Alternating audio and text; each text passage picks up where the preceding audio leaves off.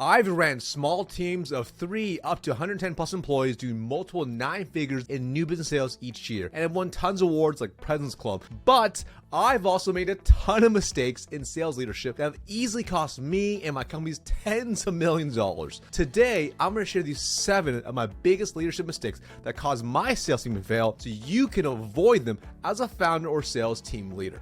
Mistake number 1, not hiring the right profile. Now, when I first started, when I was hiring people, I didn't have a real process in place. Ultimately, if I felt pretty good about our conversation, I'm like, oh, I probably should hire them. That was definitely a huge mistake.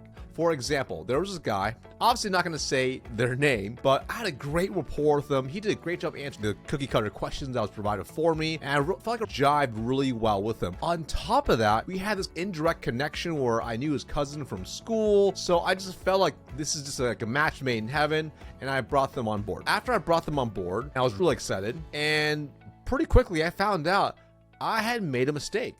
Their background didn't align. They didn't really have the level of experience I needed. They didn't have the skills. And hate to say it, even their values didn't really align as well. And because of that, ultimately, fast forward a few months later, then they didn't end up working out.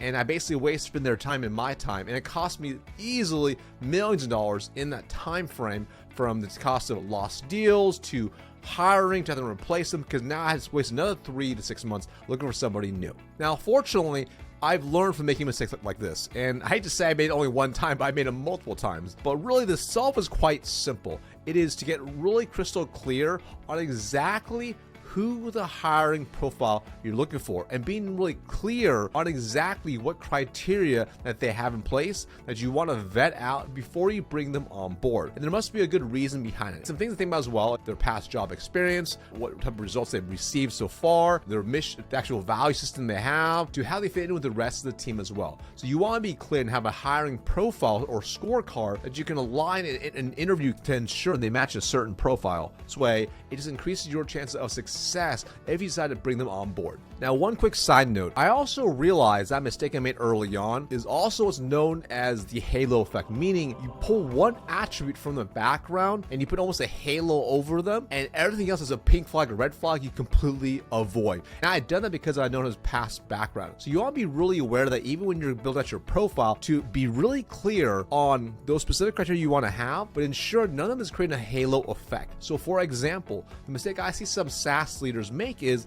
they say, I want to hire people who only have SaaS experience. But the reality is, just because they have SaaS experience doesn't mean they'll be a great rep. For example, let's say if you are a startup software founder with a small sales team, and you may think it's a great idea to hire someone who has worked at huge companies like, say, Salesforce. Just because they worked at Salesforce doesn't mean they'll be great at your company, because when they work for a larger organization, they may have different tools, resources, etc. in place to help them be more successful, versus you may need someone who maybe is grittier, who can adapt on the fly, who can wear multiple hats. And it's not to say people at Salesforce can't do that, but you want to hire people who have the right values and right skills that align to what you're actually hiring for. So don't have a halo effect for things like a past background experience, or even if they work at certain companies, because that may bias your actual decision and doesn't always mean it's directly correlated or causes the right type of results you're going to get from hiring that type of person. So once you nail down the hiring profile and you're starting to hire the right people, don't make mistake number 2 like I did, which was have really poor and terrible onboarding. Now, when I started onboarding for all the past companies was, hey, just watch what I'm doing and do that. Or, hey, follow this other rep around and just do what they're basically doing. That was my onboarding. And I thought that's how I was to onboard people. And for some people, they can figure it out by doing that and they'll have results. It might take a little longer, but they can eventually figure it out. And that's great. But generally speaking, for most people, they need clear direction and support. And I didn't realize that until my first couple hires I got brought in, and I basically threw them in the deep end and they were completely lost, didn't know where to go. And I basically blamed them instead of taking full ownership on myself, which meant I had a bad process. So the solve is quite simple, which is have really clear expectations and map out a clear onboarding. So I went from providing completely zero direction to completely transitioning to a 90-day onboarding, where each day and each week was clearly mapped out on exactly what the new hire was going to do, what were the objectives, and what were the outcomes, so they knew what they would learn as a result. This way they could see walking in, okay, this boss of mine has a plan and is vested in my success. Versus on the opposite side, I'm sure those first few hires feel like I probably didn't care about them at all by throwing them in the deep end. So provide that 90-day training or longer to ensure they are set up for success. This officer can provide training in the classroom, in field work, on sales call, doing the actual work, and just different things going to help increase their skills and speed up their ramp time as fast as possible. The really cool part is once I started doing this, I also implemented a really tight feedback loop in which they would provide me a weekly just report of what happened the week and what they learned and any questions they had. This now gave me a really tight feedback loop to improve their skills and help guide and coach them, because now they can see what they're learning, can see what they're developing, and also since they're involved in the process, their speed to success drastically went up. Over time, I refined it to get better and better, and I found by continually improving the onboarding process, the reps would be happier and more engaged. Their first 12-month survival rate went up drastically, and they got results faster, and they were happier, and I was happier too. It ultimately saved me money in the long term. I still may be more prepared and set them up for success with the company. Mistake number 3, I didn't provide a consistent sales system. So I didn't realize as I was bringing new people on that everyone had a different background. Some people were very much relationship sellers, some were very transactional, some were hard closers, some had strategic sales, some had to work with inbound leads, etc., etc., etc. You get my point. They all have just a varying background of experiences. Now, immediately, I eventually realized is most of them didn't really have a system or process in place. They just did whatever the company had put in place for them, whether that was good or bad. Some had those bad habits, some had process, some had no process at all. And the truth was, most of them, if you just asked them how are they successful, they'd have really generic answers like, oh, I worked really hard, or my customer just really liked me. And that's not repeatable as a sales system. And what I found was ultimately everyone, because of their background and the levels of experience that they had, they all had a different way of explaining sales in their sales system. So it was inconsistent across the board of what we did as a team, which made it hard to coach, train, develop to get everyone on the same page. So this took me a while to figure out, but once I figured this out and I realized this, that's when I started to train on a consistent sales system for everyone. A certain way that we prospected, a certain way we wrote emails, spoke on the phones, handled objections, to how we ran discoveries, to demos, etc. And I'm not saying a system where everyone had to mimic it perfectly, but there were frameworks that we would all follow along, so we had the same language, same terminology, we would look at the same things, we worked to improve the same parts of the process, so we were all on the same page, which allowed us to rise up together as a team. And the really cool part was, because now we had actually a framework to base it off of, we knew we could use it to diagnose and actually improve areas of a sales process. For example, if you're on a road trip and you have Google Maps to map out where you are to where you want to go, if you know the path to get there, if you go off course, by looking at the map, you know how to get back on course.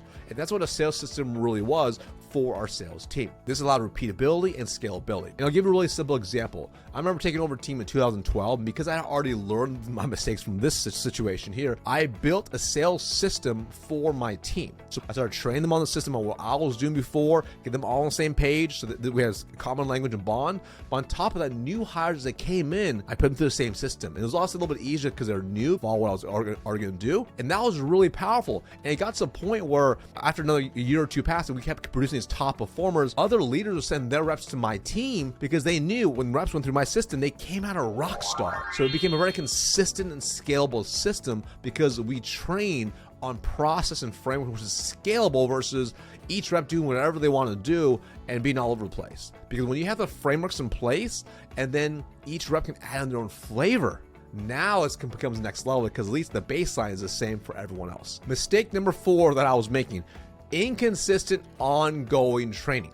Now, after someone went through onboarding, and even when I got to the point where it was like 90 days, I thought I was basically done with training with them. I'm like, oh, they figured it out. They should know everything to know. They'll never forget. They're going to be awesome, amazing. They'll be able to go and crush it. And boy, was I wrong. It's like a pro basketball team that's training in the preseason, and then when the season starts, the coach is like, all right, we're not going to practice. Good luck. See you at the games. That's basically what I was doing. It's pretty silly when you kind of think of it that way. So as I realized and really just internalized that training should be an ongoing thing and coaching should be an ongoing thing, I started implementing a weekly training where we're role-playing the fundamentals, making sure they're on lockdown, role-playing the toughest situations, role-playing specific challenges that we're facing in the marketplace, role-playing anything that I knew would take my team to the next level. And And ultimately, because of that, they got better and better over time, and they had that repetition that was going to be really off the field in practice with me together. And when they saw each other kind of rise up as a team, it was amazing because they could help train, develop each other as a result. But it was up to me as a leader to create that environment, having the ongoing, consistent training. And this is even for the top reps to the bottom reps, because ultimately they all want to become better at their game. They want to keep their skills sharp. And then the way we do it is we train as a team. What happened as a result of that? They got better every single week. They closed more deals. They produced better results. It was just a win-win-win across the board. Mistake number 5, not coaching live calls. Now, early on, I was really worried about being perceived as a micromanager. So I was pretty much hands off. I'm bringing them in, I'm training a little bit. I'm like, all right, cool, go do your thing, go crush it. I'd even attend live sales calls with them, but I wouldn't jump in to help. I wouldn't really give much feedback after. I'll just say, good job, keep doing what you're doing. And I thought that was me being a good leader, being a good coach. But then I realized I was actually hindering them. I wasn't actually helping them. What was the point of me even being on those calls? So what I do? I started coaching them after the calls. I would review with them how the call went. I'd share 3 things they did an incredible job with, and review 3 things to really focus on that's to make the biggest impact on the calls. And if we had multiple calls that day, the really cool part was I would see them start to apply those learnings to the next call. And if we had multiple calls, I could see it start to improve each time. And that became really powerful because now they had a really tight feedback loop. And what I realized was the reps craved feedback. They wanted to do well.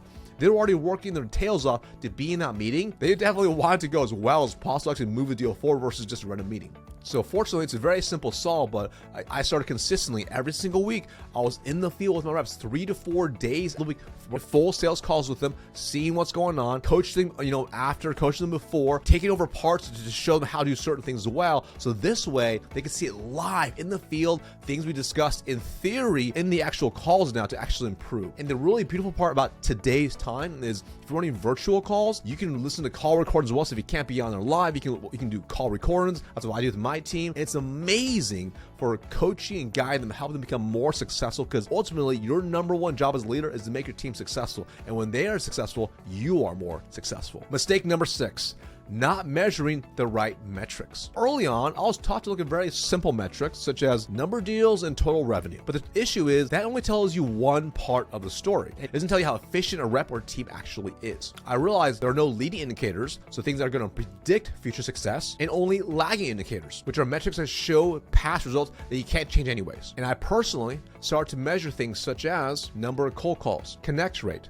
booking rate, show up rate, close rate, and more. This gave me a better picture of how good and how efficient a rep actually is. So for example, I had taken over a team in 2012, and one of the reps on my team in this first half of the quarter, he is number 1 out of 50 plus reps. So on paper, most revenue, most deals closed, he looked like a rock star. And if I just base it off this data point, I'm like, cool, he's good. I don't need to help him at all. See you later, keep doing what you're doing. But the reality is when you know what to look at multiple metrics to make a good decision based off what's at hand, you start to see a different picture. So for example, I started looking at his data, and I took a look at almost 90% of the revenue deals he had closed that part of the quarter so far was because of the territory he took over was my old territory that I just got promoted out of, and there were all these deals which they're already ready to go. He just had to go pick up signatures, and that was really it. No real work. And the other amounts of deals he closed was a very insignificant amount. In fact, if you actually scraped out all the volume that was just basically gifted to him, he was actually the very bottom of the 50 plus reps that are getting ranked in that same report. When you look at other metrics, like efficient metrics, like a closing ratio, it was less than 10%. So there's a lot of opportunity there. Now, this doesn't mean measure all the possible metrics out there. The key is being really clear what metrics actually matter the most and make sure you measure them accordingly. And for me personally, these ones I found have worked really well for me. The mistake I made in the past was I only picked the ones I was being told when there's other metrics that are far more important, because if I only base my decisions based off the metrics they told me to look at, that could set me up in a bad position down the road when I suddenly realize the rep is actually not that good or team is not that good and they need far more help. Mistake number 7 that I was making, not providing ongoing support, coaching, and accountability. You can hire right, onboard right, train right, measure right, and still fail as a leader if you don't provide the proper coaching, support, and accountability for every single rep on your team. Early on, I was far too loosey-goosey and just thought that reps would just come to me when they needed help. And some of them did for sure, and that was definitely great. But for others, they may have realized that, but they didn't come to me whether they were scared to, didn't know they had to, or frankly, just weren't thinking about it and thought things were just going okay. And I remember when I realized this is my first quarter as a brand new sales leader, in which I was trying to be the cool boss, be their friend, try not to like be just in their business. And I remember just first quarter, after I made all these other mistakes, after the quarter wrapped up and we completely missed our number, and I asked my team, what do you think happened? And they were just kind of surprised, like, oh, I guess it just happened. I just had no idea. The quarter flew by. I'm working hard. And I realized that wasn't their fault. That was my fault as a leader. I didn't set up the right system. I didn't provide the proper coaching, support, and accountability. And for them to be surprised 13 weeks later that they're going to miss their number, that falls on me as a leader to solve that problem. So I made a very simple shift. We already had our weekly sales meeting. We already had a training as well. And I started to do weekly one-on-ones with each rep. And it was really simple. It wasn't anything crazy. It wasn't a pipeline review. I just sit down with them, I check in with them, see how they were doing, what was going on in their world, what are they struggling with, walk through the numbers so they knew exactly where they stood. I covered the variance between where they stood and where they wanted to go, and put together a game plan for the upcoming week to help move them closer towards their goals. And the goals we're talking about here was not just hitting the quota, but they were their own personal goals. For example, if they had a personal goal, if they wanted to make, $25,000 in commission for the quarter, and the reason is because they wanted a commission to send their kids to private school, we'd walk them towards where they were currently and what was a variance to help them pay for the tuition for the kids' private school. So every week we did that. And what happened was really, really amazing is we uncover obstacles to work through, challenges to work through. They felt supported. On top of that, it was a space for them to share anything that's on their mind, right, wrong, or indifferent. So this way we can work together to help them overcome it, and they can run through the rest of the week with support from me as well. What really surprised me was a lot of them appreciate the accountability, because the accountability was, why didn't you do this, and grilling them. It was just holding them accountable to where they wanted to go, and then helping provide the tools, the resources, the coach support to help them get there. And this gave them their one-on-one time with me, now separate from the rest of the team. So this way they continue to thrive, because ultimately nobody wakes up and says, I want to suck at my job today. They all woke up, they want to do a good job, they want to perform, and they know if their boss has their back, if their sales leader has their back, they're going to be much happier. They'll thrive and show more discretionary effort as a result. So there you have it, 7 sales leadership mistakes that have literally cost me tens of millions of dollars from my sales teams. I hope you learn from my mistakes and hope you can avoid some of my mistakes. And now if you want to learn how to build a top 1% sales team in less than 90 days, I'll see you in the next video right here.